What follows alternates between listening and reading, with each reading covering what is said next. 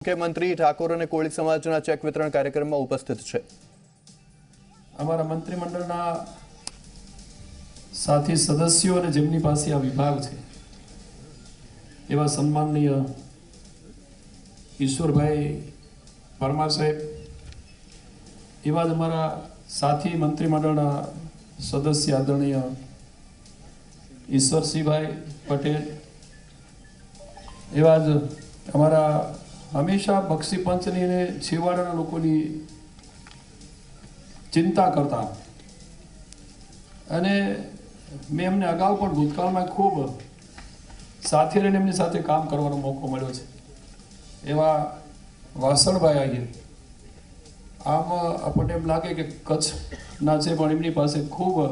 બક્ષી પંચની એમની ચિંતા કરતા અગાઉ પણ અમે વિધાનસભામાં જોયા છે। આદરણીય માનનીય મંત્રી શ્રી વાસણભાઈ, આપણા નિગમના ચેરમેન ભાઈ શ્રી ભૂપતભાઈ, આપણા આદરણીય સંસદીય સચિવ આદરણીય ભરતસિંહજી ડાભી સાહેબ, આદરણીય પૂર્વ રાજ્યસભાના સદસ્ય નટુજીભાઈ, અમારા સૌ સન્માનનીય આ વિસ્તારના સન્માનનીય ધારાસભ્ય અને સૌ સન્માનનીય આ બોર્ડના ડિરેક્ટરશ્રીઓ, અને જેમણે સામાજિક અને ન્યાય સુવિધા વિભાગના અગ્ર સચિવ તરીકે હમણાં જ આપણને સૌને ખૂબ વિસ્તૃત આ નિગમ અને એમના વિભાગની આપણને માહિતી આપી એવા મનોજ અગ્રવાલજી, આ કોળી ઠાકોર વિકાસ નિગમના એમડી તરીકે જેઓ ખૂબ લાંબા સમયથી જવાબદારી સંભાળે છે એવા જસવંતભાઈ અને સૌ અધિકારી મિત્રો, અમારા સન્માનની સૌ મંચ ઉપર આદરણીય આગેવાનો, આપ સૌ સારા એક ગુજરાતમાંથી જુદી જુદી આ યોજના અંતર્ગત જેઓ લાભાર્થી તરીકે આપ સૌ ઉપસ્થિત રહ્યા છો એવા સૌ લાભાર્થી ભાઈઓ બહેનો, પ્રેસ મીડિયાના મિત્રો અને સન્માનની સૌ ભાઈઓ અને બહેનો, ખૂબ મજાની આનંદની વાત એ છે કે ભૂતકાળની અંદર પણ જ્યારે આદરણીય નરેન્દ્રભાઈ જેવા ગુજરાતના મુખ્યમંત્રી તરીકે જવાબદારી સંભાળતા, એ વખતે એમની સાથે મને ગુજરાતની વિધાનસભામાં ધારાસભ્ય તરીકે કામ કરવા માટેનો અમને મોકો મળતો। એ જે બક્ષીપંચ સમાજની જે ચિંતા કરતા, છેવાડાના લોકોની ચિંતા કરતા, અને એમાંય ખાસ કરીને જે વંચિતો છે એમને કઈ રીતે લાભ આપીને અન્ય બીજા સમાજની હરોળમાં લઈ જવા માટે એમના જે પ્રયત્નો હતા એ વાતના અમે સાક્ષી છીએ। કારણ કે અમે જ્યારે વિધાનસભામાં બક્ષી પંચની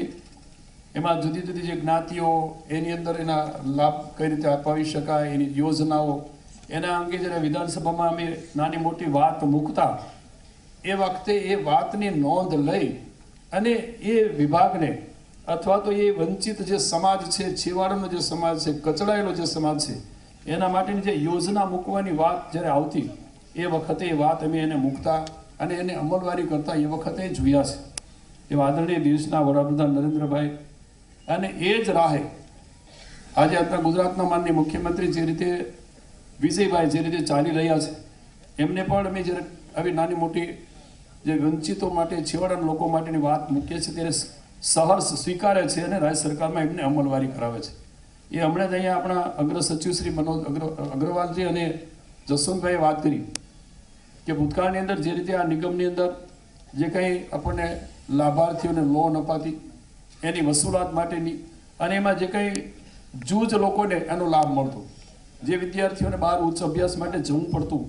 એને પણ ઘણી બધી મુશ્કેલીઓ પડતી, કારણ કે એમાં લિમિટેડ ગ્રાન્ટની જોગવાઈઓ, લોનની જોગવાઈ થતી અને એને કારણે એમનો વિશેષ લાભ મળી શકતો નહીં। આદરણીય વિજયભાઈ, અને મેં ખાસ કરીને જ્યારે આ વિભાગની જ્યારે અમે નાની મોટી વાત એમના ધ્યાન ઉપર મૂકીએ છીએ ત્યારે એમણે આ વખતના આગામી વર્ષના બજેટમાં પણ વિશેષ જોગવાઈ આપણને હજુ પણ એમની આપણે અપેક્ષા રાખીએ કે હજુ પણ સાહેબ આપણને આમાં આપણી સાથે છે મદદ કરવા। એટલું જ નહીં, પણ હંમેશા કોળી ઠાકોર વિકાસ નિગમ, આ નિગમ મારફતે રાજ્ય સરકાર અને ઉપરાંત હમણાં જ અહીંથી મનોજ અગ્રવાલજી અને જસવંતભાઈ વાત કરતા એ પ્રમાણે માનનીય ભૂપતભાઈએ પણ વાત કરી કે આગામી દિવસમાં વધારે આપણે કેન્દ્ર સરકારમાં ગેરંટેડ સાથે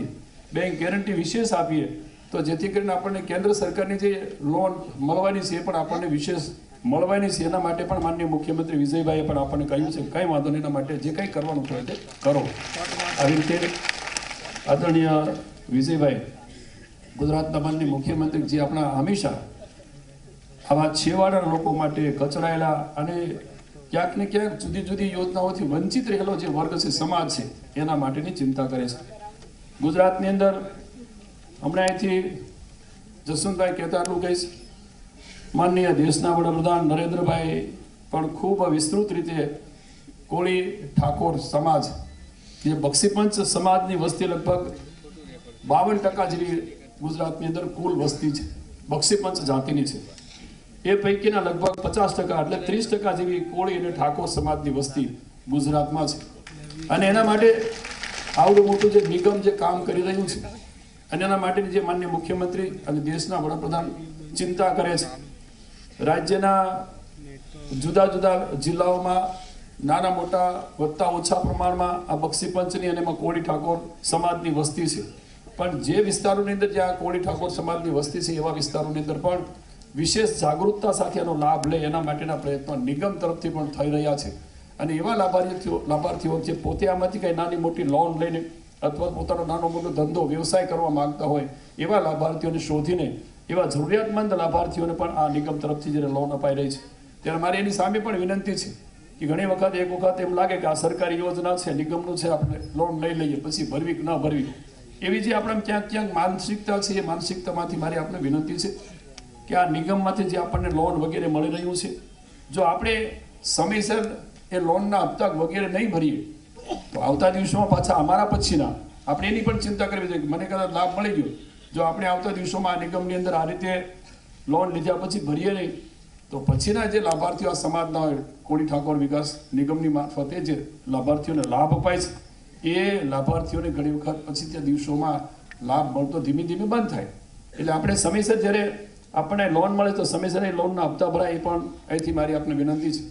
આદરણીય દેશના વડાપ્રધાને અનેક વખત કહ્યું છે ગુજરાતના નહીં પણ ગુજરાત સિવાયના દેશના જુદા જુદા રાજ્યોમાં, એમાં ખાસ કરીને મહારાષ્ટ્ર હોય, મધ્યપ્રદેશ હોય, કર્ણાટક હોય, ઉત્તર પ્રદેશ હોય કે ગુજરાત હોય, આવા અન્ય રાજ્યોમાં પણ ખૂબ સારી એવી કોળી સમાજની કોળી ઠાકોરની વસ્તી રહેલી છે. ક્યાંક અમુક રાજ્યોની અંદર આ સમાજને અનુસૂચિત જાતિમાં પણ વ્યવસાયને ધ્યાનમાં રાખીને એને ગણવામાં આવ્યા છે. ક્યાંક આ સમાજના લોકોને એના વ્યવસાયને ધ્યાનમાં રાખીને અનુસૂચિત જાતિ કે જનજાતિમાં પણ એનો સમાવેશ કરવામાં આવ્યો છે. ત્યારે અહીંયા આપણા ગુજરાતની અંદર બક્ષીપંચ જાતિ તરીકે આપણને બધાને એમાં સમાવેશ કરીને અને એમાંય મેં હમણાં આપણે વાત કરી તેમ જ્યારે 52% જેવી બક્ષીપંચની વસ્તી હોય અને એમાંય લગભગ 29-30% જેવી કોળી ઠાકોર સમાજની વસ્તી હોય ત્યારે આગામી દિવસમાં માનનીય મુખ્યમંત્રીજી આપણા માટે હંમેશા સંવેદનશીલ રહ્યા જ છે. પણ હજુ પણ ક્યાંક આપણે એમના ધ્યાન ઉપર મૂકીએ કે જરૂરિયાતમંદ લોકોને આના મારફતે વિશેષ લાભ મળે અને પોતાના નાના મોટા ધંધા રોજગારમાં પોતે પગભર થઈને પોતાના પરિવારને આગળ વધારી શકે એ રીતે ધંધા રોજગારમાં લોન અપાય જ છે. એની સામે વાહનો માટે ખરીદવા માટે પણ જે રીતે અહીંથી આ નિગમ મારફતે લોન અપાય છે. ઉપરાંત શૈક્ષણિક રીતે જેને ઉચ્ચ અભ્યાસ માટેની જરૂરિયાત છે એમને પણ લોન વગેરે અહીંથી આ નિગમ મારફતે અપાય છે. ત્યારે આગામી દિવસો આપણે પણ જે રીતે રાજ્ય સરકાર આપણા માટે ચિંતા કરે છે એ રીતે આપણે સૌએ પણ જે રીતે રાજ્ય સરકાર આદરણીય વિજયભાઈના માર્ગદર્શન નીચે ચાલી રહી છે એમાં પણ હંમેશા જ્યારે ત્યાંથી આદેશ થાય અને જ્યારે આપણને આવડી મોટી સુવિધાઓ સાથે નિગમ મારફતે આપણને લાભ મળતા હોય ત્યારે માનનીય મુખ્યમંત્રીશ્રીને એમના ટીમ તરફથી જે આદેશ થાય એ આદેશ પ્રમાણે પણ આપણે સૌએ ચાલવાની આપણી ફરજ અને જવાબદારી છે. વિશેષ નહીં કહેતા માનનીય મુખ્યમંત્રી શ્રી વિજયભાઈ આપણી વચ્ચે આ સરસ મજા આપણા કાર્યક્રમમાં ઉપસ્થિત રહ્યા બદલ હું હૃદયથી એમને આભાર માનું છું, આવકારું છું. અમારા સૌ કોળી ઠાકોર સમાજના આગેવાનો, પદાધિકારીઓ અને એમાં ખાસ કરીને ઘણા બધા સિનિયર, મારાથી પણ સિનિયર અહીંયા આ નિગમમાં કામ કર્યું સિનિયર આગેવાનો બેઠા છે અને એમાં અનુભવી જસવંતભાઈ જેવા આ વિભાગના એમડી તરીકે નિગમના એમડી તરીકે જવાબદારી સંભાળી રહ્યા છે.